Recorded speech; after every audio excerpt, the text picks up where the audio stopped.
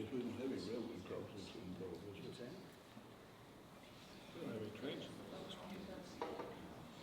That's probably the reason we don't have any crossings.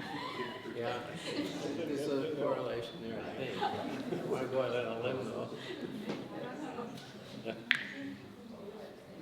They just send those to everybody, I guess.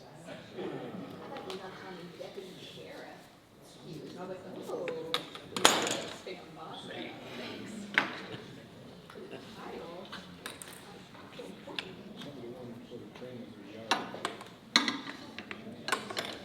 Like a caboose?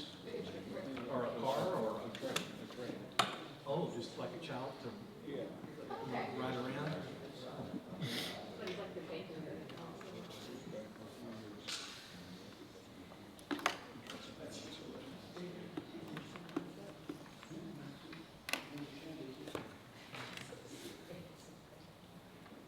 It's a slippery slope versus pickleball court, and it's a train, right?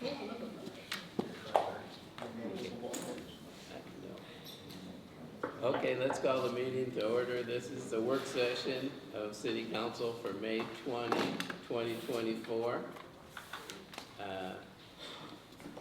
The very first item is review of the minutes from April 2024. So if you have any comments now, you can let us know, or you can bring it up at the next meeting. I'm going to go a little bit out of order because we have some people here that have a long drive home. So I wanted to go to discussion items, ordinance 2021-32, number of bedrooms on septic. That was the discussion item. And at the end of your packet is the ordinance that was passed in 2021 having to do with septic. As I recall, we went many months that year before we got to that. And the point of discussion on this is that basically what the ordinance we passed does, it does a couple things. It gives the building official, who's Fred Huddleston, who came to the meeting today, if someone has a home that has more bedrooms than the septic allows, he can provide to have that placed on the deed. And the second thing it does is that there's a sticker that goes on the electrical panel that says how many bedrooms the home septic is. So those are the two enforcement mechanisms we have, and Fred has been having some problems with that. Basically, the kind of thing that's happening is people will have a 2-bedroom house, and then they'll have an office, and they'll have a 2-bedroom septic. And then the realtor will advertise it as a 3-bedroom house and sell it. And Fred has tried some different things to try to enforce that, and was a little frustrated. He wanted me to bring it up to council, whether you want to leave things as they are or make some kind of change. And the question is what kind of change you might want to make. Before we kind of, I mean, can Fred take us through how all this unfolded? Yeah, he's here, so he can say a few words for you. Yeah. We ask a question and maybe he can answer that in Okay. what he's presenting. I've been told by contractors that the city is telling them they can't have an extra room. The city's not telling anyone that, are they? Are they telling people they can't have an extra room, like they've got a 2-bedroom house and an office? The city is telling them on the plans on new construction, they can't have that extra room. I think the deed restricting it. Fred had a proposal to enact that last week and created quite a firestorm, and that's probably why you heard about it. And we did retract that, Okay. and he asked me to bring the issue up at council, because there may be some other way to do it. What he was doing, I'm gonna have him talk in a minute, what he was doing is, if you had an office, it can't have a wall there or a door. So it has to be open on one side. That way you can tell it's an office, not a bedroom. And of course, some people have plans. You know, the problem is you're trying to stop some people who are basically cheating, and sometimes you catch innocent people that really aren't doing anything wrong in the net. So that is the essence of the issue. Fred, do you want to elaborate? Certainly. Thank you for the opportunity. I do appreciate you giving me this opportunity to share these concerns, because for me, they're not much different than any other building code concerns. They're really, the crux of the issue is health and safety. It's not so much that people are being cheated, although that is a problem. It's not so much that real estate professionals are not on an even playing field with one another, although that is a problem as well.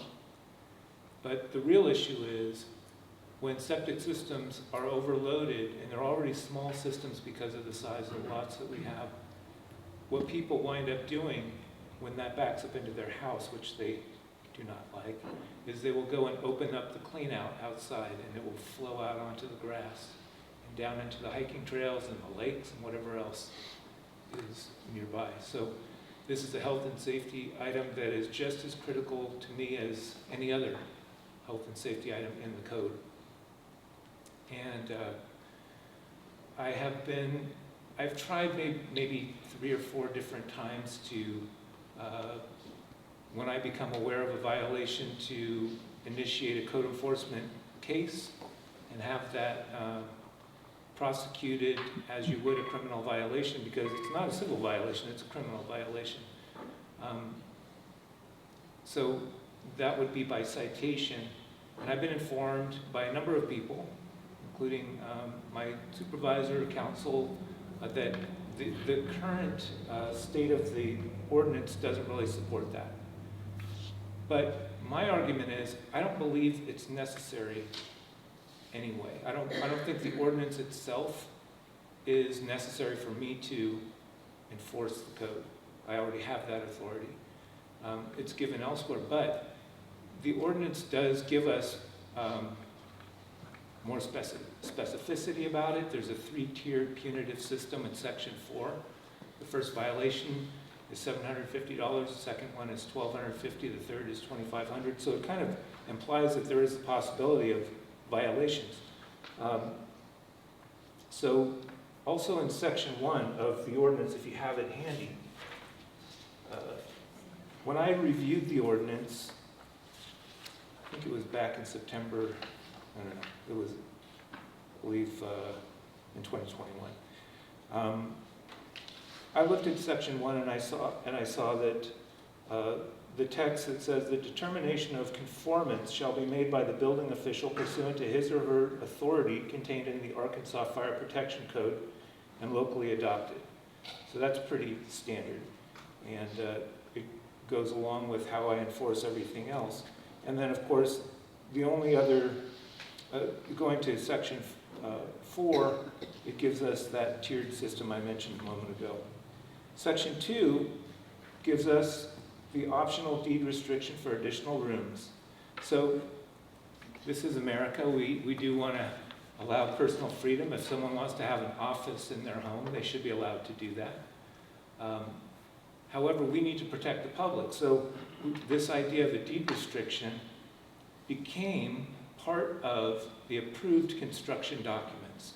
When we have them record a deed restriction with the county and provide it to us, we scan it into iWork system, which is where we store the records for permits. And it becomes part of the permit documents that we refer to during inspections, and we also have for posterity future reference. So that's important to remember, because completely apart from the ordinance itself, if we look at the IRC from the Arkansas Fire Prevention Code, section 113.4 says the following: any person who violates a provision of this code or fails to comply with any of the requirements thereof, who erects, constructs, alters, or repairs a building or structure in violation of the approved construction documents or directive of the building official, or of a permit or certificate issued under the provisions of this code, all of these apply in this case, shall be subject to penalties as prescribed by law. And those, in every other situation, when there is no active permit, is by a notice of violation followed by a citation if they do not comply with the requirements of correcting the violation. So my problem with the ordinance is it seems to be a stopping point. Whenever I put in a request for a violation to be enforced, I'm met with, we can't do that because there's nothing in the ordinance that allows us to issue a citation. I find that striking that we can't enforce it. Because if we have a regulation, it's meaningless without enforcement. It doesn't do any good. People will realize very quickly that it's not being enforced, and they will violate it wantonly. And I have to be, fair. Most of the real estate professionals are very good about adhering to it, but there are a handful that are not, and they do it fairly prolifically. I have a stack of houses that were listed in excess of the rooms in just the past few months that was sent to me by a real estate professional locally. This is just in the past couple of months. I believe there's about 9 or 10, and that's just from that one person that they just happened to notice. That's not exhaustive. I'm sure there's quite a few more. So what I would request and hope that we could do is go back and take another look at the ordinance and see what we can do, what kind of language we can put in there, so that we can issue a citation now, of course, to the property owner. The property owner is the person who should be, in my opinion, listed as the defendant, because it's not necessarily the applicant, like it says in the ordinance now. That applicant may have sold the property, it might have been sold again, and again, it might be 30 years later, he might not even be alive. That applicant is not the violator, as it says the applicant must appear in court for a violation. That should be reworded, I believe. the violator, or the defendant, however you want to say it, that person could, it would actually most likely be someone subsequent to when the initial deed restriction was initiated. That could happen anytime. That could be any time in the future. So we need to make the ordinance reflect that possibility. But what I would also like to try to do, and I don't know if this is doable, I think Mr. Kelly could probably help us with this. I do believe that there is some culpability on the part of a broker or a listing agent who lists the property knowingly in violation of the deed restriction. I believe it demonstrates intent to commit criminal violation. There's both, there's different types. I'm not a lawyer, but I do understand that intent is necessary to have a conviction in this regard. But I do believe that when you state on the listing that there's a deed restriction for 2 bedrooms, and then right on the same listing where you basically acknowledge that you have knowledge of it, you list it as a 3 or a 4 bedroom. To me, that's not only demonstrating an intent, but that's pretty much a confession. They knew exactly what they were doing, and they're doing it anyway in violation of the law. I think if there's some wording we can get that would address that situation, that would be beneficial, and we would be able to protect the public much better. Right now, I can't do, and by the way, the reason I had to take such a heavy hand and changing my policy last week regarding this was there was no enforcement. I could not get a citation issued for any reason on this. And so it's mentioned in the code that not only am I authorized to enforce the code, I'm directed to enforce the code, and I may not waive the provisions of the code or any other law.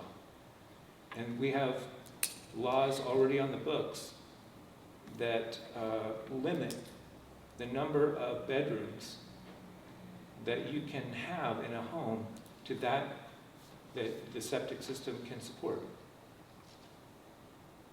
So this is not a new thing. This is just enforcing the existing laws. If someone gives me a room, let me just back up a little bit and paint a picture for you. What used to happen was people would come in with a 6-bedroom house, and they would have a 2-bedroom septic system. We would say, no, you've got way too many bedrooms. And they would cross it out right in front of us and write in office, or write in workout room, or library. So now you've got 2 bedrooms and a library, an office, workout room, and a TV room. They all look exactly like bedrooms. And it really doesn't matter whether or not it has a closet, because some bedrooms have closets and some don't. Some offices have closets and some don't. You can have a storage area in a closet. That doesn't really define it.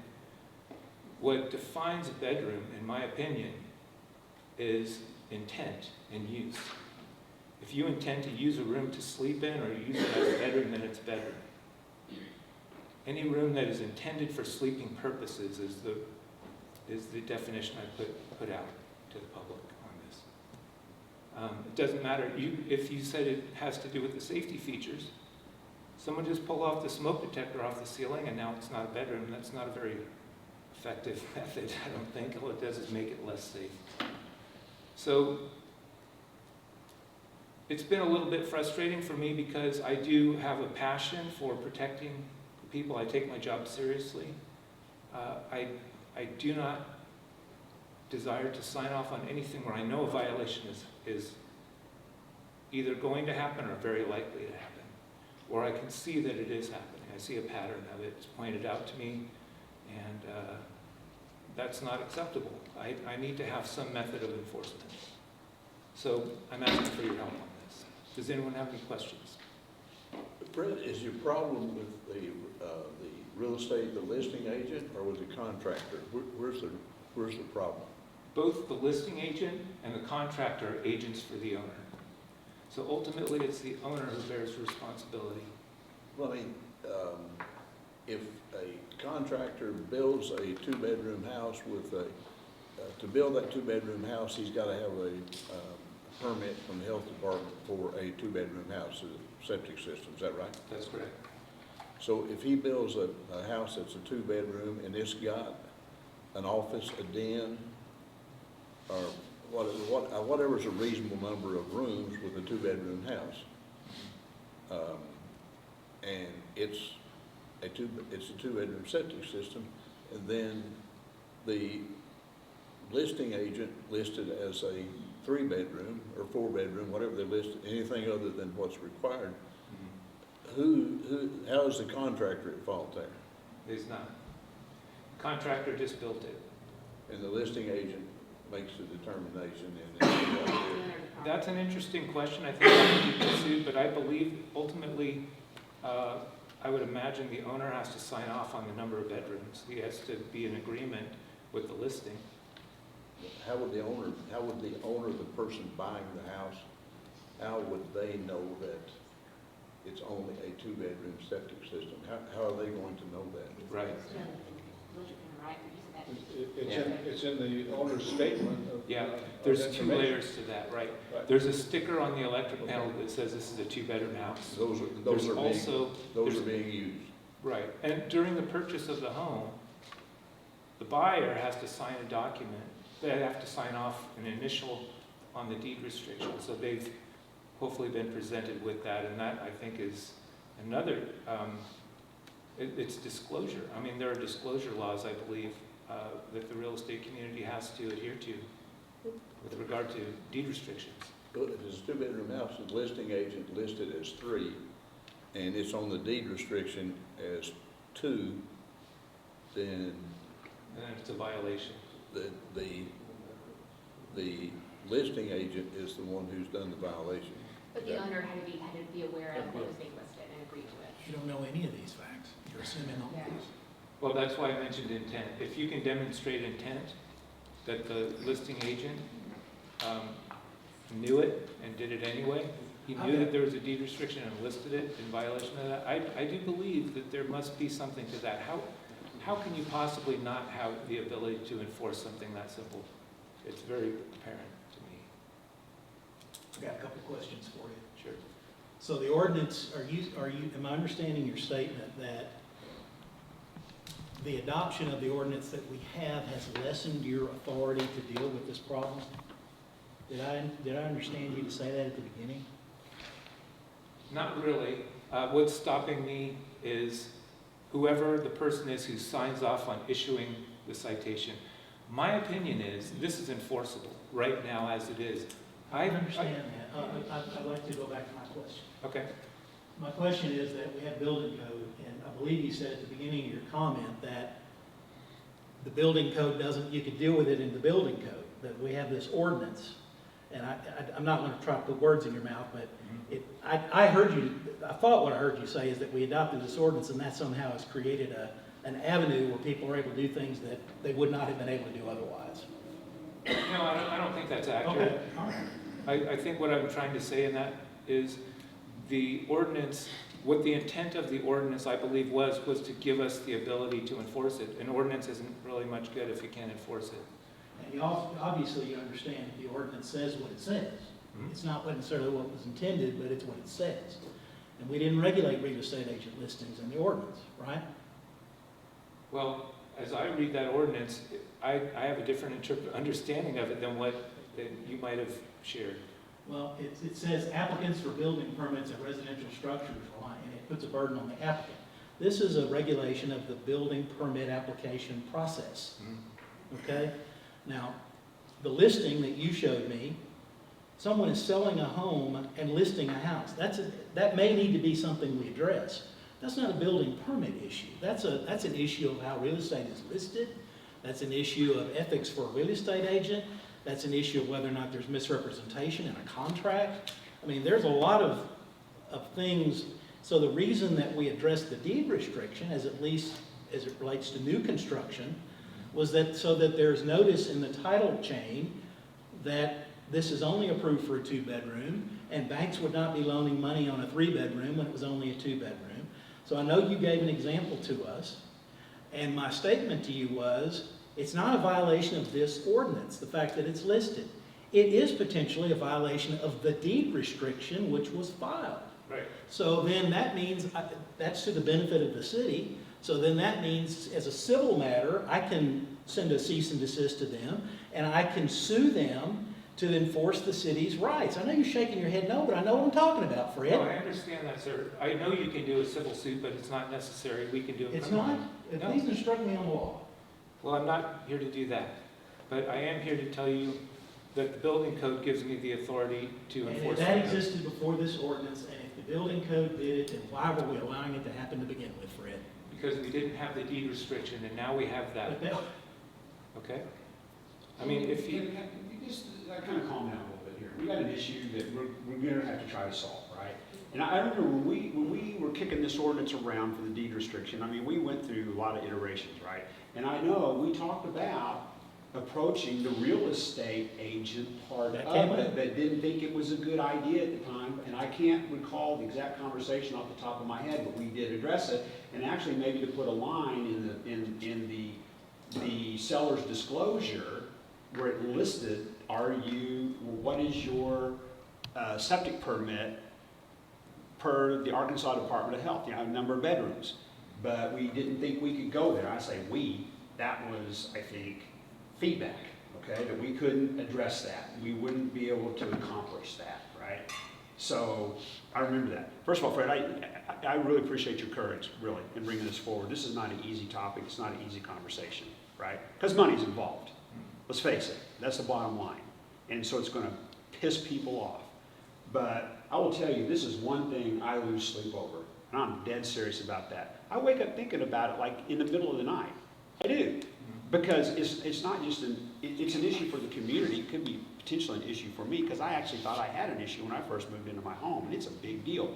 But this community faces, in the future, issues if we don't solve some of this now. We may even face them even if we do solve it now, because septic systems don't last forever. But we need to come up with a solution on this, and we need to note it, and we need to stand by it, whatever it is. I have another question about you say you have another stack of complaints. Who is the real estate agent providing this, and why are they not talking to code enforcement or someone who could write a citation? I mean, your jurisdiction, these are houses that certificate of occupancy has been issued or not? That would be my question, because well, it's been issued based on a condition of approval, and the condition of approval was a so deed these are restriction. houses that are already finished, COs have been issued by you or one of your staff, and now a subsequent owner is listing a house, and you want to enforce the building code against them? Okay, so let me give you a scenario I'd that like may to help you to interject, understand. before you do that, I'd like to interject. When this ordinance was passed, it was meant to cover new houses only. Everybody who voted understood that. Wasn't meant to cover 10 years later, 20 years later. We even said maybe we need to go back sometime and work on used houses. But this was never anything but brand new houses. Maybe my perspective is a little bit different. I would ask that you would indulge me for one more moment here and let me paint a picture for you. If there is a gentleman or a woman who comes into our department and wants to get a permit for a restaurant, if they have 49 occupants in that restaurant, they're a B occupancy and it needs one exit.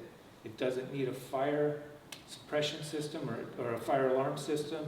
It doesn't need panic hardware on the doors. But if you have one more occupant and you hit the number 50, you are now an A occupancy, which is an assembly occupancy. You need 2 exits, you need panic hardware. It's often very difficult to install all those things. What is the difference if someone moves into a restaurant under a B occupancy, 49 occupants, and then they convert another room and they add 25 more occupants? I have every right. As a matter of fact, I'm directed to enforce that violation. What is the difference if you're using the occupancy of a room, you're changing it from something else into a bedroom, which now affects the septic system? How is that different? think it is different, Fred, and if we'd had an opportunity to talk about this before coming to front of the council, we could have worked through these things. But I think one is a change of use, and you're not necessarily talking about a change of use when it comes to a house. No, you're correct. You're correct in that, but we are overloading the septic system, which is a That's a violation. problem, no one doubt. I'm not saying there's not a problem with what's going on, there's a problem, I understand that. But we're not governed by our intentions and our feelings. I've got to go with what the thing says and what the building code says. And if you all decide there needs to be a regulation of the real estate agent process or how projects are listed, that's fine. I would encourage whoever's communicating with you and providing all these examples out of the MLS, talk to people that can do something about it.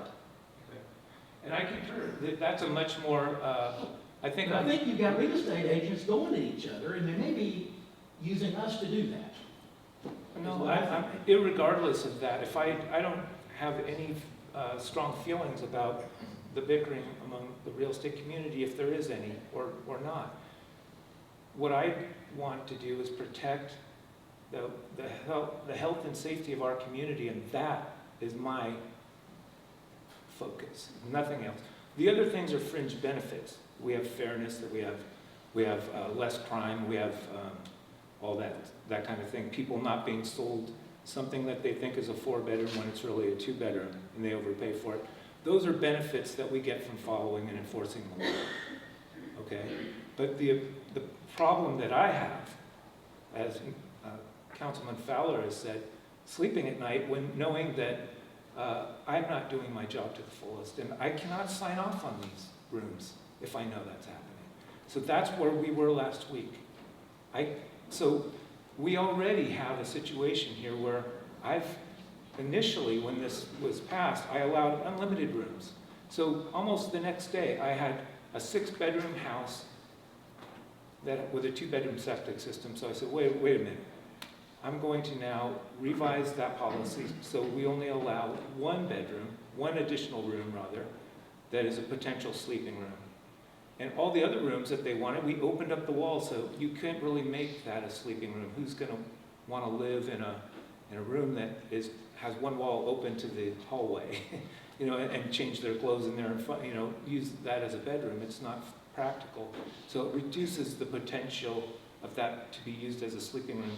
So now we just extended it to all rooms that were over and above a sleeping room, and that's where the controversy began.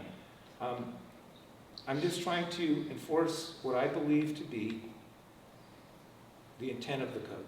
That's really all I'm trying to do. I'm not trying to give anyone a hard time or be overbearing or be a thorn in the side of anyone in the community who wants to sell homes, but I do need to enforce the law according to my conscience. Well, isn't the question, does the deed restriction and the notice on the electrical panel, is that enough notice to the buyer? Is what we've already done good enough? Or should we do something more? That's the question, isn't it? Yeah. So does the buyer always know because of those things? Well, they have an opportunity to know, I can say that. I mean, there's title work that's done before a house closes typically, and a bank does title work before they loan money. In fact, that came up in the example that I'm aware of, the one that was brought to me. That was a bank was communicating with an agent saying, hey, this application for a loan is for a 3-bedroom. We need to change this to a 3-bedroom. And someone, an agent at this real estate agent, at this agency, had said, no, it's a 2. The city says it's a 2. It can't be a 3. So it worked. It absolutely worked. The only time anything worked is when there was a threat of enforcement. Right. Exactly. And that's what and so somehow, and of course the communication I got, the email back and forth from this real estate agent, there had been communication between the bank and the real estate agent who had learned about it. And I don't know if there was some word that came from the city, it may have been from you, I don't know, that communicated, they knew it was limited to a 2-bedroom. And so at least in that one circumstance, I wrote the letter to the guy, and he got caught. He said a bunch of stuff that was ridiculous. But in the end, when you look at it, it looks like it had been revised and had been fixed.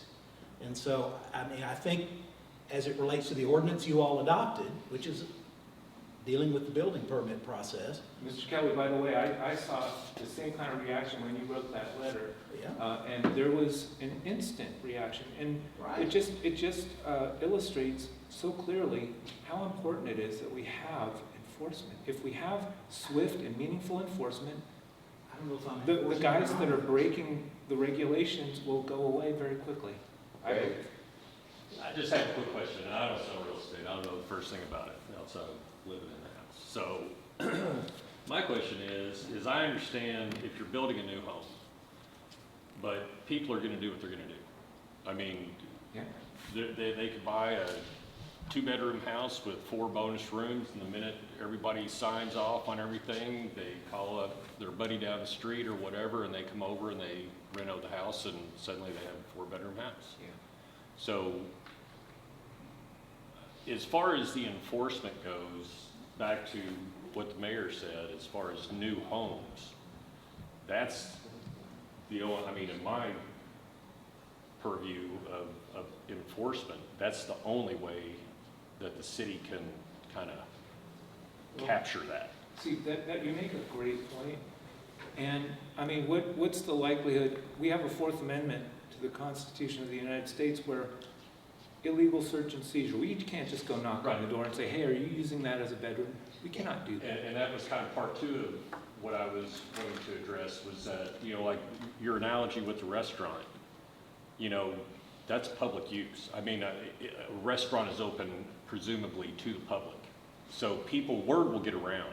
Hey, did you guys go to the restaurant down the street? They busted a wall out. They've got a big room. I mean, next thing you know, and I'm sure the health department inspects, and, you know, I don't know if the fire department goes in there, and Yeah. I don't know who does annual things, but eventually that would get found out. I'd like to go back to your first point, because it's a great point. And I think that if you cannot enforce something that's in writing, where you've demonstrated intent to use the room or misrepresent that to some potential buyer who's going to now think, well, when they do a search on their MLS listing and they put in the number of bedrooms, if you put that in, if you're obeying the law, your property isn't going to come up. Right. Where the other properties are. And these properties are the ones perhaps that are being misrepresented. So someone's buying this, they're going and now they're planning on, they've got that many kids. That's what they're going to use that room for. It's been represented to them as a bedroom. They need that many bedrooms. And that's kind of, and So- not to interrupt you, but that's exactly kind of my point, is that in my mind, we need to address specifically, I mean, and I don't want to make Jason mad, because but, I mean, if the house is being misrepresented in the listing, There's law, if there's fraud going on, there's law against that And already. that's what I'm Okay, getting so at, is it's that- some intentional fraud going on. And And then, that is. because then And that would be. then that's a matter of the person that purchases the home, that they get well, over there's there civil like- fraud, and there's, I mean, there could Yeah. potentially be a criminal So- fraud going on, but I mean, that would be a stretch. But we can't hover over everybody, making sure that they're listing that. I mean, I don't know how we go about that. Well, I mean, somebody may list a house for sale, says it has a swimming pool, Right. and then they're out of town, they come in, maybe they don't do the diligence they're supposed to do, and there's no swimming pool there. Well, I already bought a house. Well, there's gonna be a lawsuit about Right. that. I mean, there are remedies. Is that a code, is that a citation? Is that coming to us and the government enforcing? No, but they're not without remedy. So I don't know what everybody was thinking when we adopted this ordinance that we have, but I think a principle of it was, that's why we want to allow this deed restriction. And that way people will be on notice a little bit more, and it won't be so much so about the listing. There'll be some verification in terms of the title work, and people may be able to find out more about what's going on, learn the truth, and then operate at arm's length based on that. So, I mean, it's essentially, I promise when I'm almost done, but that's, I mean, it's buyer beware. I mean, is what it comes down to. And, Sure. But that's kind of my thing, is that I don't understand, or I guess, Let me say one thing. okay, I think what is being said here is this. The building code has its regulations. Fred knows them, okay, no doubt. By adopting this ordinance, we have said there's something we can interpret that code that would shut this down We're not gonna do that, and we're gonna allow it if you do this special thing. And so, in a way, I don't think he's gonna say it, he can correct me, and he's not making me mad, we're concerned, okay? I wanna make sure that's clear. If really the city decided we're gonna live a little more grace as it relates to these things, so if people want these houses that have these extra rooms, and there's a market for it, and so we'll go ahead and let you do it, but you do the deed restriction because we've got this septic concern and all of that. I think we probably could have shut this down before we did any of this, but it would have been shut down, and there would have been nothing. And they would not be able to build a house because they wouldn't, some of these lots, they wouldn't be able to put a septic system big enough on to have the house that they wanted. And so we wanted to have bigger houses on smaller lots and allow people to kind of do this. And so in a way, what you passed lessened the regulation, believe it or Well, not. Because that's where I get really confused, because I read through the article that came out earlier, and I was sitting there scratching my head. I was like, well, so what are we doing? I really And that's don't where want I'm to at be tonight. misconstrued. I don't believe that we've lessened our stance. We've created a situation where we have a deed restriction that is now part of the approved construction documents. That's something that is enforceable in every case. Can I give you another analogy? I love analogies, right? Okay, so let's say we're a baseball team. We've been working out for a year.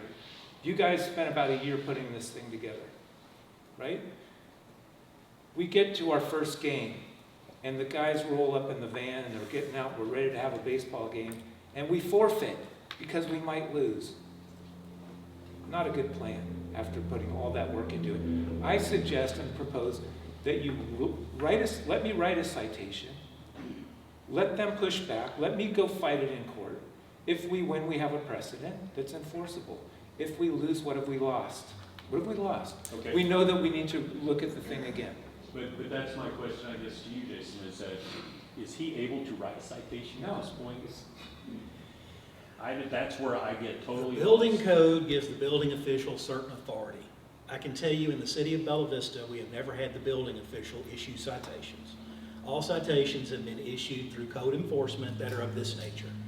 I don't think there's been a citation issued for this because the building code is typically enforced either through the denial of a permit, a stop work order, or the denial of a certificate of occupancy on the back end. That's the way we get compliance. If it's not compliant, you're going to stop. You're not going to be able to enter that building.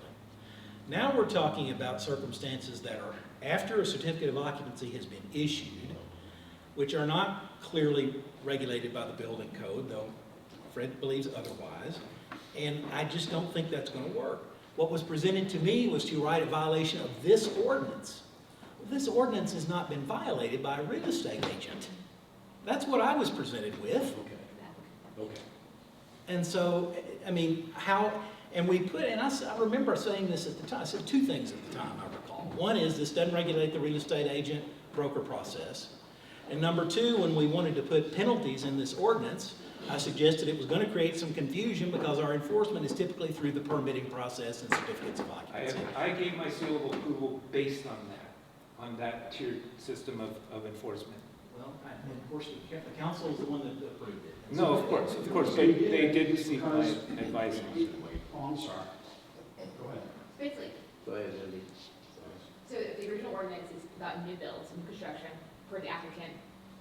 That's the intent. We just need to like reevaluate and amend, or, It depends on what the city wants to do.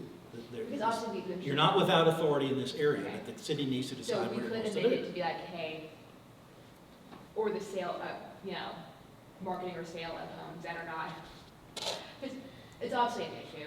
We're gonna have a line, I was gonna tell you practically, we're gonna have a line of real estate agents out after other real estate agents for how they're listing houses. Okay, so that was part of the original discussion, okay? Right. That is why we adopted what we did, Right. right? I agree with Because that. then we said, well, the real estate part of it, agent part of it, and we probably really can't blah, blah, blah. And this was like the next closest best thing we could do to at least give new home buyers the knowledge that they were buying a house with a 2-bedroom septic, even though it maybe had a third room that was going to be a workout room, a library, or whatever it was going to be, because we couldn't regulate what they might do with that room. but at least they would know. And I will tell you, I can guarantee you, there are all kinds of people moving here that have no clue that they're gonna be on septic before they get here. And you say, well, that's part of what they should know. Well, if you've never lived anywhere that has septic, everything's been sewer, like everywhere I've ever lived had sewer. I didn't know I had a septic system until I bought my house and moved in and saw wet spots in my yard. That's when I knew I had a septic. Well, this is tangential to this discussion, but every week, believe me, every week something comes up and it's more and more obvious we need to move. Right now, we're turning 100 to 150 houses a year on sewer. And we need to go way faster than that, because we're building 5, and if you want to regulate salespeople, there's 500 new houses, and there's 365 days a year, so that's more than a sale every day. So somebody's got to do that. Larry? You make a good point, Mayor, but the reality is those houses, those 150 houses that are going from septic to sewer are not the new houses being built. Those are the old houses all around town. So they're the oldest subdivisions typically, or in the core area of the city, which was developed originally. Well, some of them are new, but that's mixed. Because of vacant lots and things like that, yeah. But the reality is we have a hole in the dike and we need to plug it, we need to fix it. Anyone can go out and research the real estate data on properties for sale and come up with the same list that Fred has received by gratuity from some agent or agents. So all of us could find that same information. His staff could do that as a part of a work assignment. So it's not that the information is hidden of what's happening. The reality is that we have some very bold real estate agents that don't like to abide by the rules, and we need to close that hole and plug it. And we need to enforce in one fashion or another, whether we take them to court, fine them, give them a citation. We need to administer the intent of this ordinance that we adopted a year or two ago. I have to enforce the ordinance, not the intent of the ordinance. I understand, but the intent of the ordinance was to close the gap. But the word is applicant. That's the. And so if we have to change the language or Now amend we're talking. the ordinance to address Now we're talking. the hole in the dike, then let's get it done ASAP. Yeah, Jason, if a amendment to this ordinance providing a penalty for mislisting or not mislisting a property for sale, would that be enforcement? Well, yes, but I mean, it would take a lot of, it's going to take some investigation. Who listed it? Who put the data into the MLS that misrepresented it? Not just who has it, I mean, because MLS is available to everyone. There's a listing agent. I don't know how all that works, but we would have to be able to prove beyond a reasonable doubt that John Doe or Jane Doe, whomever we've written a citation to, entered incorrect data into the MLS in violation of an ordinance regarding how properties are listed. And I think that's going to be hard to establish because they're not going to cooperate. And so I don't know if if you find a listing that's wrong, you've asked, Jerry, so I mean, is there a search warrant at that point to get into the computer to determine who entered the data? I mean, these are how investigations work, as you know, and find out who input that data. Or, depending on how the ordinance is listed, if it just says a listing agent shall not be the listing agent on a property which misrepresents, we know who the listing agent is, but, there may be something we could do along those lines, or we wouldn't have to go that far. But we gotta have staff to do that, and I don't know if code enforcement's gonna do that, or he's gonna need more staff to do that. May I ask a question? Isn't there perhaps a broker or someone who has ultimate authority over what goes into the listing? I don't know. actually, I know that in the building division, I have the ultimate authority. If someone does something who's one of my deputies, it's my responsibility. So there's got to be someone at the top of the food chain. We're talking about criminal responsibility, we're talking about citations. We're talking about whether it's whenever you issue a citation, you've turned an issue that we're dealing with into a criminal matter.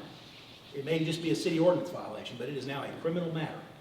So you mentioned Fourth Amendment, they've got rights. I've got to prove things now beyond a reasonable doubt. I can't just go to court and say it's more likely than not.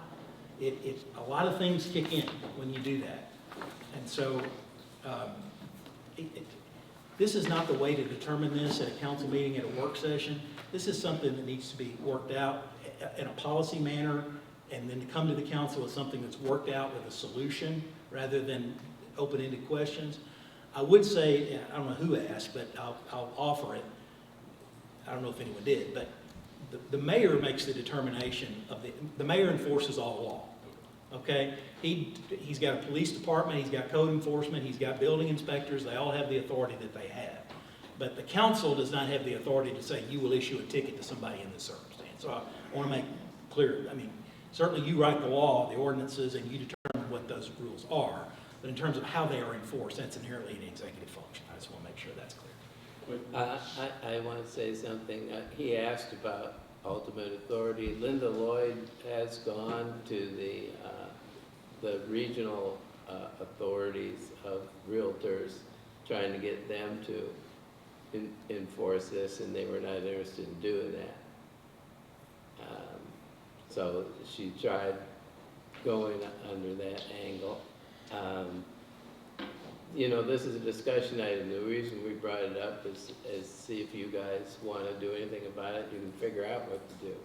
But the other thing is, you know, he mentioned a point where they'll list it as 3-bedroom, then down later on, they're saying, oh, by the way, this is 2-bedroom Technically septic. two. That's because when you go for them in court, oh no.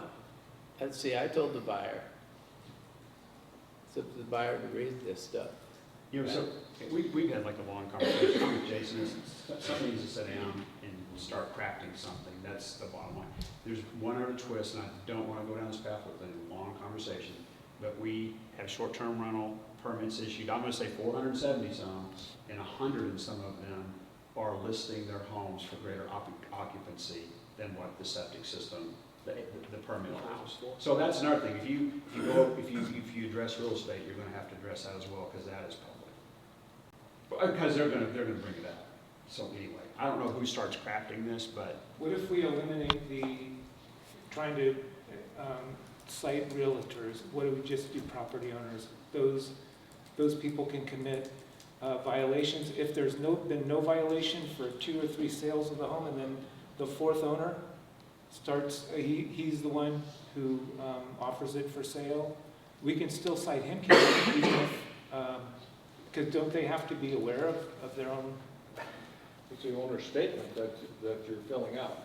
That's the thing that you're reading when you read about a 2-bedroom limitation, but it's a 3-bedroom house. That's the owner's statement of what the house is all about. They have to sign that, I believe, in the And what if we were to come up with a type of a due process that we can repeat in every case? So for example, we get a listing, and I issue a notice of violation to the property owner to remove that listing. If they fail to do it, he would have some say in the matter, I would imagine. It's his home. We can't just order people to take, I mean, courts order things. And, you know, We do it all the time. It's a notice of violation. It's a Right, violation. but we're talking about something different, Fred. Not all laws work the same way. I understand that, but I believe that there's a link. When we create a construction document, it triggers other code sections that are now applicable, not Well, just the ordinance. Well, thank you, Fred. I really appreciate your input. We're going to have to move on to other Yeah. topics. I do want to just say thank you so much, and even though I am passionate about this, I do respect each and every one of you very much, and I appreciate you and what you do. So just the fact that we can work together as a team is a great blessing to me. Thank you. Thank you. Knowing that we have an issue with that part of our code, we I guess need to work on fixing the hole in the deck. Thank you. Okay. Let's go back to the top of the agenda. Next item is an ordinance requiring candidates for election to any municipal office in the city of Bella Vista, in addition to any other requirement of state law, to file campaign contribution expenditure reports with the Bella Vista City Clerk in sufficient time for voters to make use of such information prior to the beginning of early voting and for other purposes. And this is on third reading and was tabled for a month. So, because we just had a long discussion, a long conversation, I mean, there were some comments I was gonna make, but in the essence of time, I will save those for next week, but I will say next week I fully intend to bring this to a vote as a council and close this. See what happens then. The AG, as far as I know, I looked today, there's not anything yet from them. And you know what, I've done extensive research on my own, I'm not a lawyer, I'm not a state rep, I'm not the attorney general. I will just say there's not anything that I read, that I saw anywhere that says that we are prohibited from doing this. The story that I've heard is that we would expect to get the opinion back from the Attorney General's office before June 1st. You know more than I do. I haven't heard that, so maybe Representative McElendon asked. That was a word that I heard from her. Well, I saw Rep. McElendon at the open house at Walton's ad, and she just indicated to me she thought it would be soon. Yeah, But- I pushed her a little bit, Yeah. she expected that Yeah. indication before June 1st. Well, okay. Item B is a resolution expressing the opinion of City Council, a nonpartisan body, that citizens should be highly vigilant regarding the influence of partisan and special interest group campaign contributions during Bella Vista nonpartisan municipal elections. So this was tabled The same. also. Same thing. Yep. Yeah. Any comments on that? Okay. Item A, a new business, waiving the requirements of formal competitive bidding and authorizing a contract with Hamilton Medical Inc. in amount not to exceed $91,000 for the purchase of 5 Hamilton T1 intelligent transport ventilator packages for use by the fire department. Chief, could you say a few words? Most things probably gonna notice this wasn't a competitive bid. We didn't go out through the competitive bid process, that's why it's an ordinance, the way we competitive bidding. On this particular product is a sole source, which means items of this ventilator we use, or things we're looking at to use in this ventilator, are only provided by Hamilton. So, that's why we didn't go out for the bid, that's why we did the bid waiver. Fine. It is 5. Is there a basis for justifying that sole source There is, selection?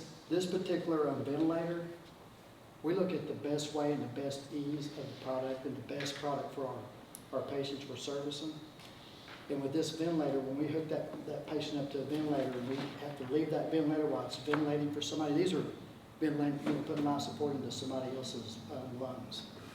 When we walk away from that ventilator to do something else, that ventilator is designed to adjust the size and the weight of that person, whether it's a pediatric, adult, an older adult. It's made to adjust that volume to meet their size capacity. Nobody else has that. So that's why we chose this ventilator. Part of the reason why we chose this ventilator, and we didn't go out for competitive bid, because they're the only ones that offer that type of service with the ventilator. Chief, Everything else is basically the same. so are you thinking of going to third and final on this, if we would be willing to? Yes, Is there, How long have these folks been in business? they've been in business for a long time. We actually used Hamilton ventilators before we got the Allied Health ventilators we had, so that was probably a good 15, 20 years ago. So, and the ones they're replacing are what, more than 10 years old? yes, they are, that's correct. And we have 3 right now that's in operation, because the other 2 are broken down, and you can't get parts for them. Those parts are not available, they don't sell those types of ventilators anymore. The AHP 3000s. Yeah. And so, this ordinance, it'd be available to purchase these in July, in 60 days? Yes, it's not, That's no, okay. no. It's not an ordinance of a general and permanent nature, therefore it's immediately effective. So it's ordinances of a general and permanent nature that have that delay. Okay. So like if you're gonna outlaw jaywalking or something, whatever, but this type of ordinance would become immediately effective. Perfect, thank you. Yes, and I'm glad you mentioned that, Jason, because I forgot to mention about that being ordinance and stuff. Well, it's part of the capital budget as well. That's correct. It's already in the, That's already correct. in the budget. I believe we have 100,000 in there in the capital projects.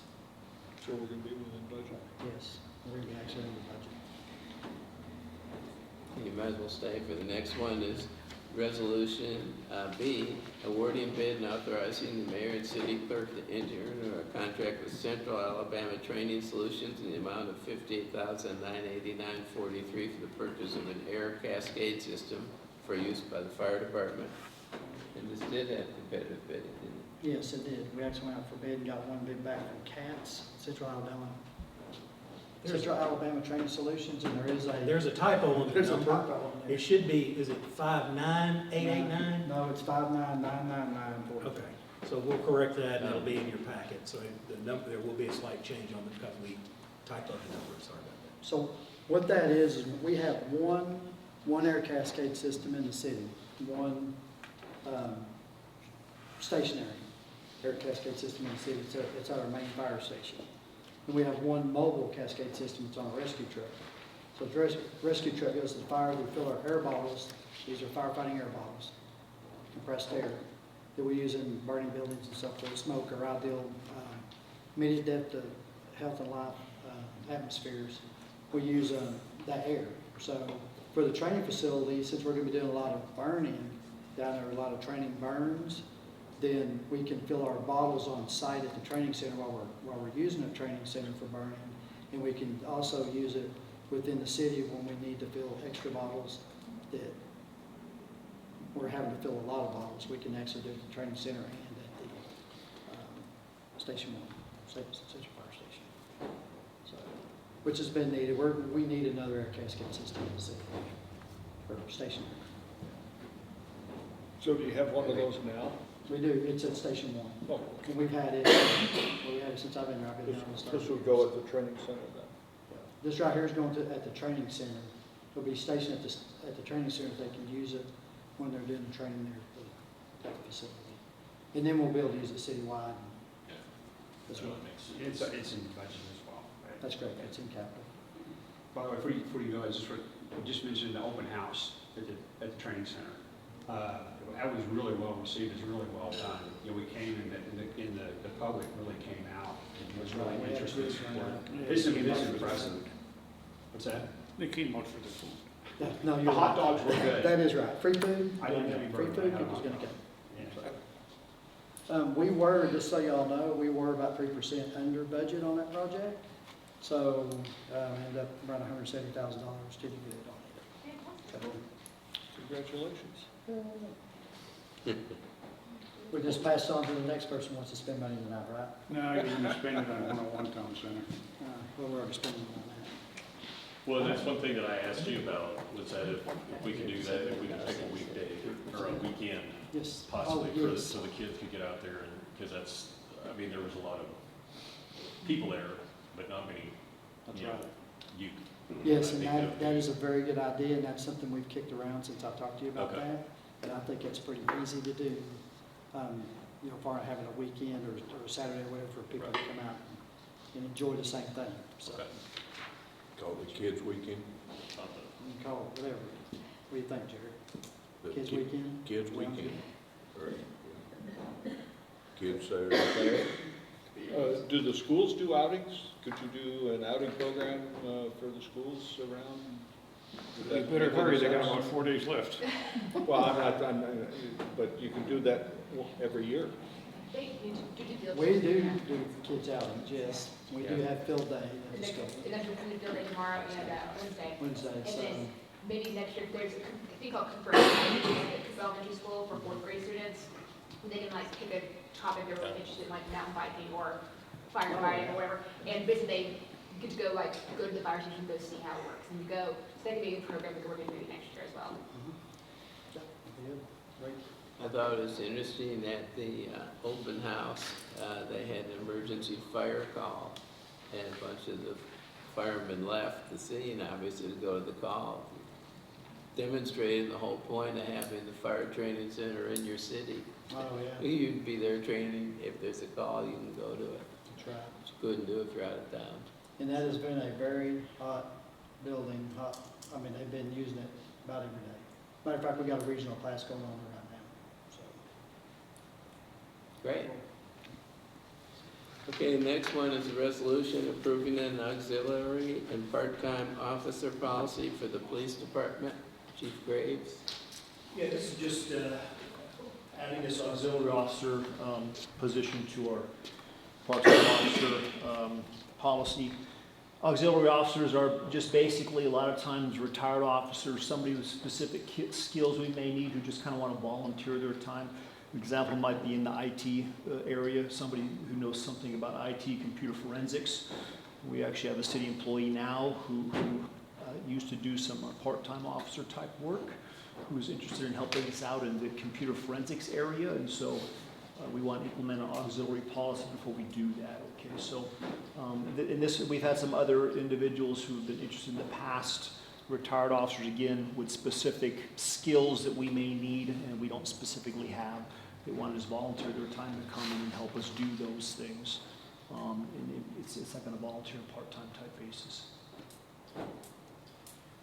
State law authorizes auxiliary police officers, and it regulates the number and their authority and how much training they have to have and all that. The training requirement and all that you see in that policy is based off the state law requirement. Okay, thank you. I'll just stay here, I think I got the next two. Yeah. The next one is amending the 2024 city budget and approving the addition of 2 commissioned police officers for the police department. And before he starts explaining it, at the beginning of the year, he wanted to have 3 police officers, and we said, hey, let's keep it out of the budget and just wait and see how things are going, and wait till the middle of the year, so you could. So that's where we're at. So really, these positions would be starting July 1st, okay? And the positions would backfill some of what we've already had to establish when we took over code enforcement in the department last year. I had to move around some resources to manage those code officers.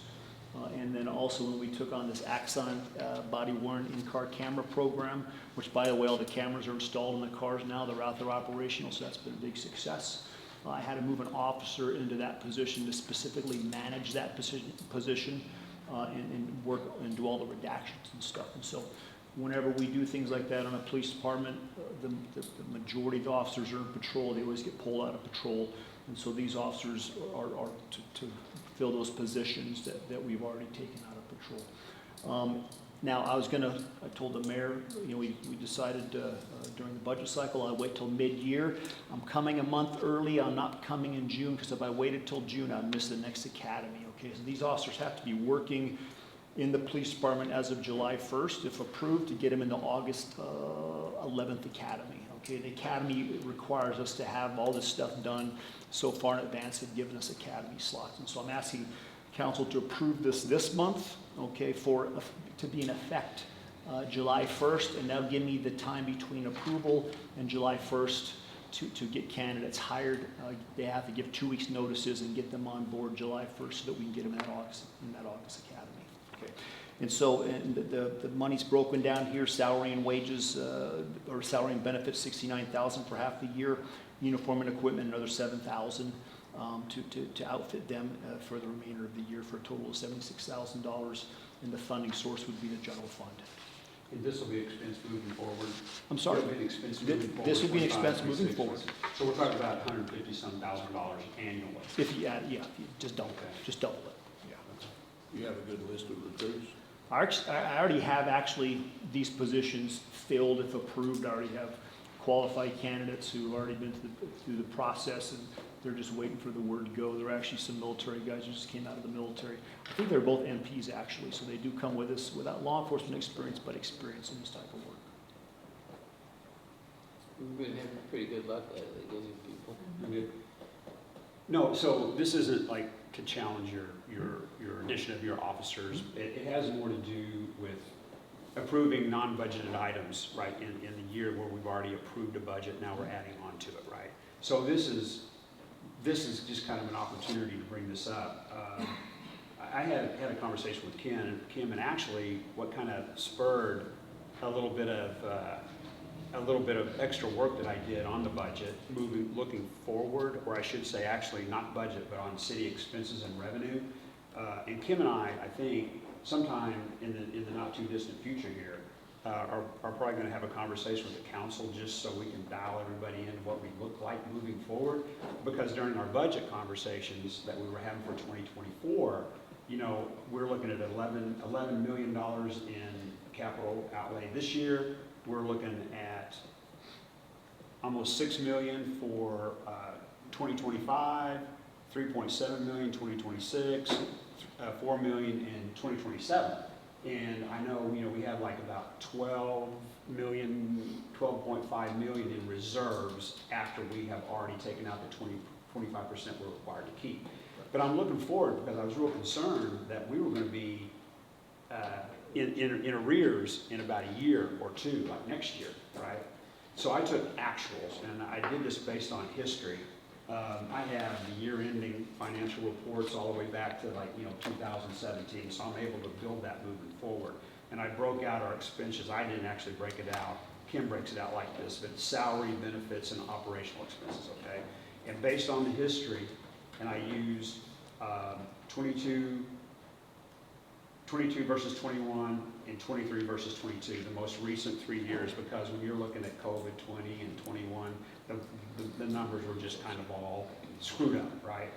But just looking forward, because and again, I thought we were in the hole. Well, based upon the projections that I did, and I sat down with Kim, and she looked at it and she said, you know what, I think you're probably really good here on what you're looking at.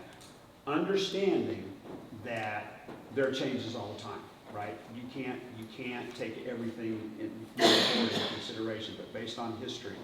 At the 2027, I have it projected that we will have spent about $8.6 million more than what our revenue will be. That's including our capital, right? That's salary, that's benefits, that's operational, that's capital. Well, we've got 12.5 million, let's just say, that's unassigned reserve right now. So in 2027, I'm projecting that we're going to be about $3.7 million to the good, right? Not in the hole.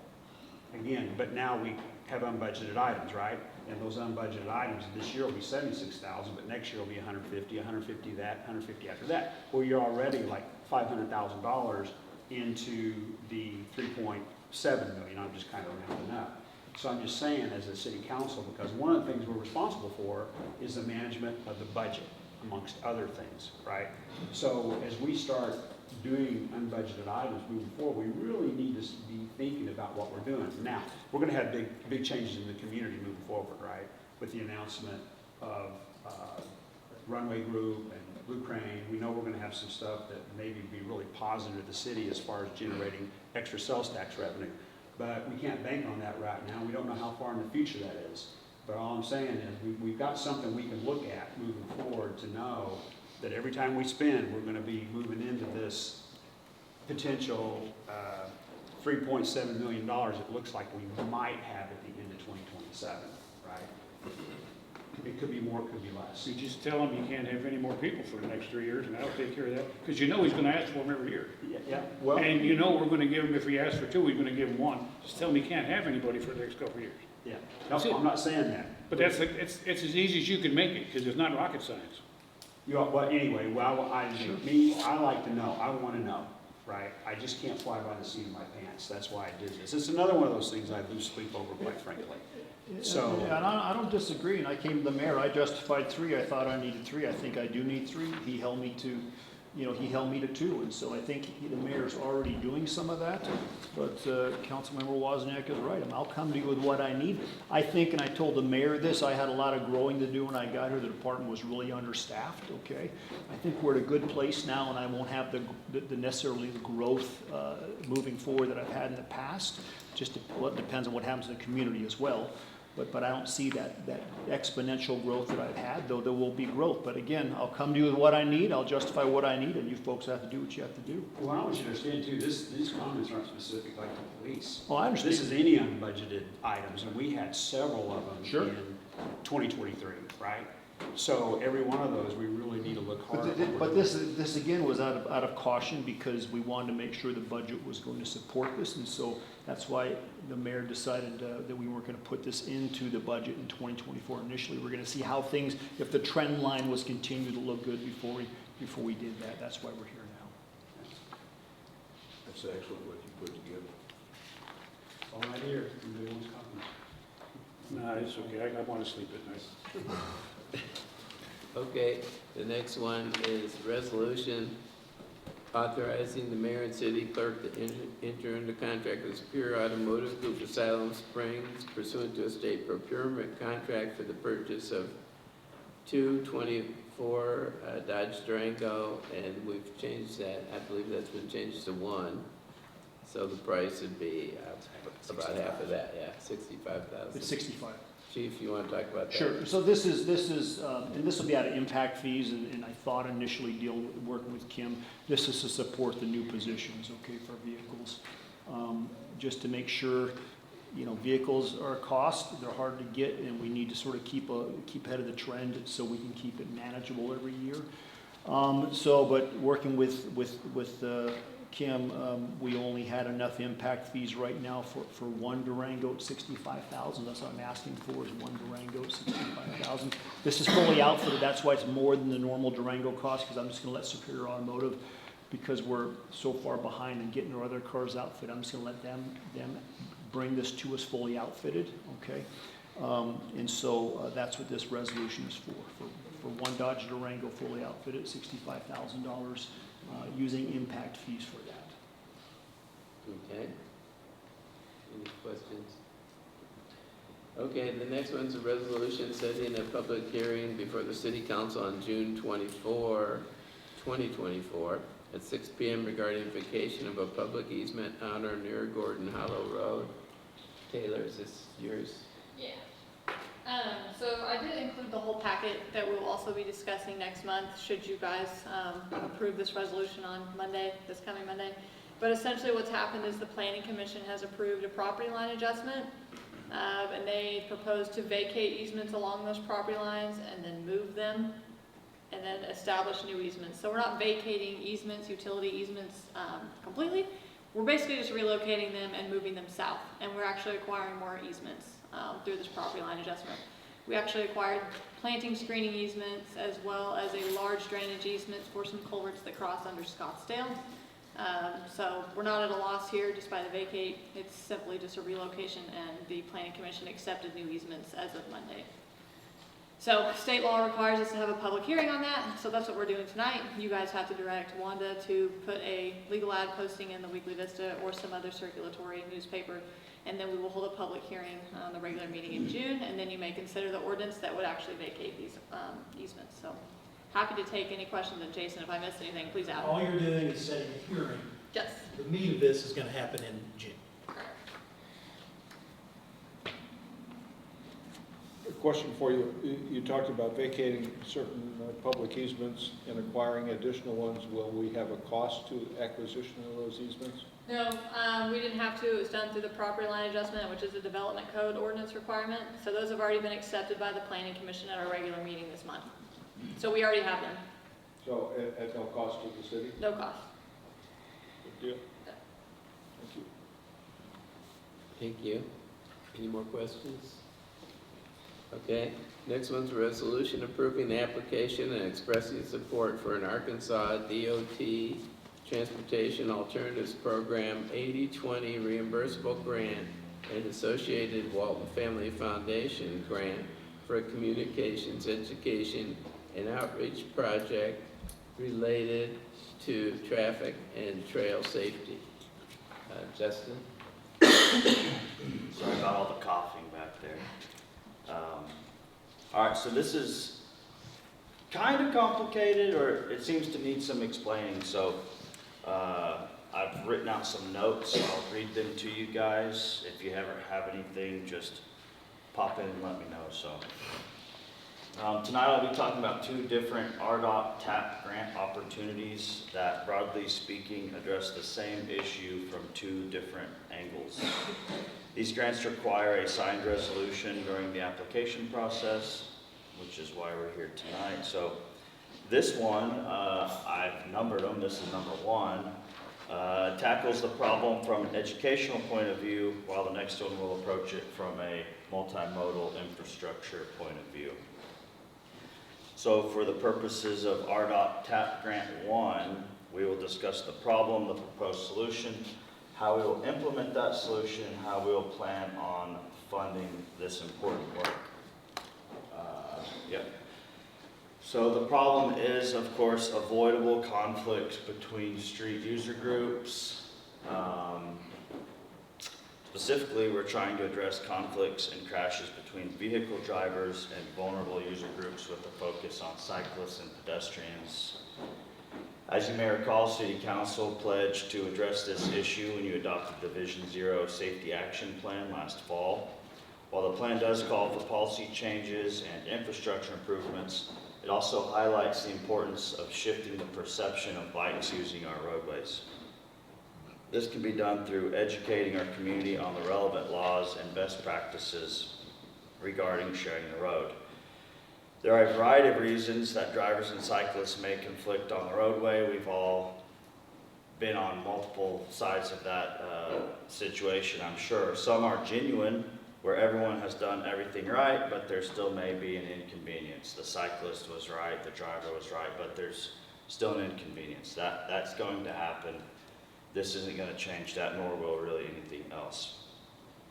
Some are malicious, such as the cyclists that recently had drinks thrown at them as a car passed by, or the accounts of drivers blaring their horns and running cyclists off the road. Fortunately, these instances are rare. However, a quick glance at some Facebook pages, you'll see this type of behavior celebrated and encouraged. So that tells us we do have more of a culture problem with bikes on the road rather than just, a minor inconvenience to some people. The majority of conflicts, however, are not out of malice. They're simply due to being uninformed or misinformed.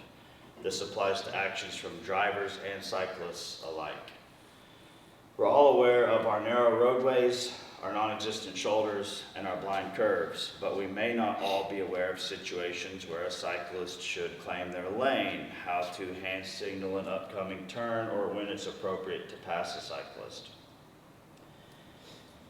This is precisely what this campaign is aiming to address. This is something that affects all of us in this room and all of our citizens. That means we're all part of the problem, and we will also all need to be part of the solution. So how do we inform an entire community on such a topic? I think was kind of a daunting task. How do you reach, a variety of people? We met with Tool Design, a nationwide leader in this area. They're performing similar projects regionally for the Planning Commission as well as for neighboring cities, Bentonville, Rogers, Springdale, Fayetteville, and Centerton. We're unique. We all know Bella Vista's roads are unique. Our demographics are unique. So Tool agreed that Bella Vista needed its own approach to educating our people. They've built out a proposal. It's in y'all's packet. It includes widespread data collection and analysis so that we can get a firm understanding of the root cause. So they plan on doing a lot of public input sessions, surveys, things of that nature. Once they figure out kind of where people are on bikes on the road and how much they hate it or how much they love it, they have a 12-month implementation plan where we'll start trying to roll that out and get people's perceptions shifting a little bit more toward bikes are allowed to be on the road. Bikes can share the road safely. It happens all over the world. So a big part of that from the driver's perspective will be for them to empathize with cyclists and view them as humans. They probably attend church together, or their kids may attend school or play sports together. But currently, a lot of people don't view cyclists as humans. They view them as an inconvenience, strictly. We also hope they understand that road cycling is a sport, a hobby, and a mode of transportation. Whether some people don't want to be out riding their bike, but maybe that's how they had to get to work that day. It's not the same as mountain biking, and the two should not be conflated. I hear that all the time. Bikes need to stay on the trails. Well, it's a totally different type of bike, totally different type of bike rider. We hope they gain knowledge about why a cyclist is riding the way they are, learn how a cyclist is protected by the law, learn how and when to safely pass a cyclist, understand that certain times or places you may be more likely to encounter a cyclist, and understand the importance of driving safely and being undistracted. So, from the cyclist perspective, because for this to have any impact, it needs to be geared towards cyclists and drivers. So the cyclists, we need them to empathize with drivers. The guy behind you might actually be in a hurry. He might have somewhere to be. He might be causing an inconvenience. Is there anything you can do to help the situation? So be proactive. Learn and use proper riding techniques, including claiming your lane, the 3-foot rule, hand signals, speed limits, the Idaho stop, 2 abreast versus single file, etc., etc. There's a million best practices for riding on the road. A lot of our cyclists don't know them, or they don't use them, and so that hurts their cause. And then ultimately, we hope that cyclists through this process will perform a self-evaluation and decide if them and their equipment are competent enough to safely ride on the road. Because at the end of the day, some people just shouldn't be riding on the road, And we hope that through this educational process, that can occur to some people. Hey, maybe this isn't for me. I should stick to the paved trails or the soft surface trails. So then lastly is, how are we going to fund it? I know you guys love this slide. I feel like you should love this slide. 80% would come from the RDOT TAP grant, which stands for Transportation Alternatives Program. And then 20%, Walton Family Foundation has agreed to be our 20% matching funds. So it says $0. Now there actually would be a 1%, I believe, from the city. So it's a neighborhood of $1,000 as an RDOT administrative fee. So that's that one. In a nutshell, it's trying to educate our people on how to share the road safely. It's a problem that exists currently. It's going to continue to get worse as we continue to grow, as we continue to, if you guys read the Blue Crane article, it was heavily focused on cycling, and they talked about how Bella Vista is gonna start stealing some spotlight away from Bentonville in the cycling world, things like that. So it's a problem that I anticipate getting more and more prevalent. So I think it would be prudent of us to tackle it on the front end. Is there any questions? I have a couple comments. Okay. I'm not anti-bike at all. Okay, I think I mentioned it before. I've been hit by a car. So crash test dummy right here. So my biggest thing with educating, and I hate to frame it this way, but it almost all seems kind of pie in the sky until there's licensing or there's something that is concrete. Because right now, and you commented that there's mountain bikers and there's cyclists. I could take a 30-minute drive around the city and encounter 5 different cyclists that ride 5 different ways. One of them will be in the middle of the road. I've sat at stoplights before behind 10 guys, suited out, and, they do have an attitude, some of them, and I know this is what we're trying to address. But the concern that I have, until there is something that says, we took the test, we know the rules, then it's just like you're saying, that not everybody knows, and not everybody rides the same, and it's just gonna be this constant, Yeah. you know, rolling over of, well, I didn't know, or, you know, because right now the onus is squarely on the drivers.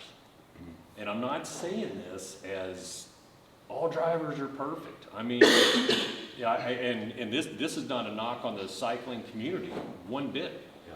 I think it's great. But that's what I mean, is that there needs to be a uniform, concrete, something that people can point back to and say, these are the rules, you broke the rules, either car or cyclist. Right now, the car guys, the drivers, they have those rules that puts them squarely in blame. Yeah. Because it's always gonna be his word against his word, or whatever, you know, with the way the cycling is set up right now. Because there's just nothing that we can point to that says, well, this is how you're supposed to do it. There are a lot of laws that regulate how to ride your bike on the road, federal level, state level, not so much locally. And how I envision this going would be, the League of American Cyclists has an educational program that they do. I would just take that, except almost none of it applies to us. But they have an online quiz, so people are possibly incentivized through some means. If you're a driver and not a cyclist, and you don't really care about driving safely around cyclists, you would need to be incentivized. But regardless, they have a quiz. You go on, you watch a series of videos with how they do it, and you answer the questions. And I learned stuff watching it. Mostly their stuff's geared toward big cities. But so I want to do something similar specifically to Bella Vista. Say there's an intersection at Houston and Commonwealth, just as an example. What should the cyclist be expected to signal if they're turning west on Commonwealth? Things like that in a quiz form where riders have to demonstrate they understand, and then from the driver's perspective, they'll know what a cyclist is doing when they're not just waving their hands around. You know, they have meaning. So I would like a quiz or some sort of, you know, something along those lines. Well, and that's what I mean, is that we have an opportunity to be foundational in something like this. Because, and I'll tell you right now, I've never seen one cyclist do this number or this or that. They don't know what those are. Not one time. Yep. And like I said, this is not a knock on anybody. There are bad cyclists, and I get stuck behind them every day. I think, God, what are y'all doing right now? You know, and so I understand how it feels to be the driver, and I'm the same way when I'm on my bike. You know, so. But foundationally too, and on the other side of that, is I'd almost like to see a cyclist, you know, when somebody goes to get their driver's license, there needs to be a component. I mean, because this is part of, you know, our community moving forward, everybody's community. I agree, that's where that's the thought I keep having is, how high does something like this go? Does it get to the point where it's in driver's ed? Well, I would be curious to see how they do it, like, I don't know, and I'm gonna talk like I know what I'm talking, like the Netherlands, or, you know, where there's high concentration of bicyclists on the road, and see what they do. You know, I would like to see what that looks like. Yeah. Bicycles have the right of way. Well, yeah, I know, but I'm just Their saying. bikes outnumber the cars, you know, but say for Austin, Texas, or Portland, or some of the other, Asheville, North Carolina, really bike-centric cities, they're doing similar stuff to this. It's not quite to the level that I think we should take ours to. They also have more on-street infrastructure than we do. We're the rare situation where we have this like bursting cycling scene and virtually zero infrastructure on the streets. So we're a unique And that's what scares me. issue. Yeah, I mean, I'm all for this, I think it's great. Anyway. The sad part is, we weren't built for this, and now it's getting pushed on us. And it's coming, we can't stop it, I understand that, but it's coming, we can't stop it, you know? But he just said they got 3 feet on the edge of the road, the bike does. Well, that leaves the car 8, 9. And everything is like this, and the bike's got nowhere to go if somebody's come. You know, said, we're not built for this, we have to go at it a whole lot different. Oh, I understand. Because there's nothing, you know, they talk about Bentonville and Rogers and whatever, they got streets, they got curbs, they got gutters, you can park cars on the side of the road, they got room for it. There ain't no room here. And the more people you get, they're driving faster and faster regardless of what anybody says, and doing wild and crazy things. And, you know, you come behind the bike and the guy does one of these numbers, but you can't see 50 feet in front of him. You know, it's just, we're gonna get it, we're gonna get there, but we're trying to put something in that we weren't made for in the first place. You know, so when you go to Colorado, you know, you go around all out there, it's a culture thing. Yeah. And yeah, we're on the very, very front end of it here, but eventually it will become part of the culture and everybody will know how to manage it and everybody, I'm not saying there's some accidents still won't happen, but it will improve over time, you know. And that's the idea, like the Vision Zero, I think the year goal is like 2040, you know, I mean, it's so far in the future, by the time they think all of this should be fully implemented. I So think this it's is, 2038. yeah, 2038, so this is a, you know, a baby step toward that. But to Jerry's point, educating people, yes, educating the cyclists, don't wave people around if they can't see, because then they're putting pressure on the driver. Do I make my move? Should I wait? How should we do this? Maybe it's better if the cyclist in that situation pulls off onto a side street that they come to, or any number of other things. That's the problem, we don't have side streets all over, nor do we have shoulders for them. We don't, and sometimes, you know what, sometimes you have We to ain't slow gonna get it down either. and wait a second, you know, wait a minute, and I know it's an inconvenience. It's coming, but- we're just gonna have to live with it and adapt to it, that's all. But if you, another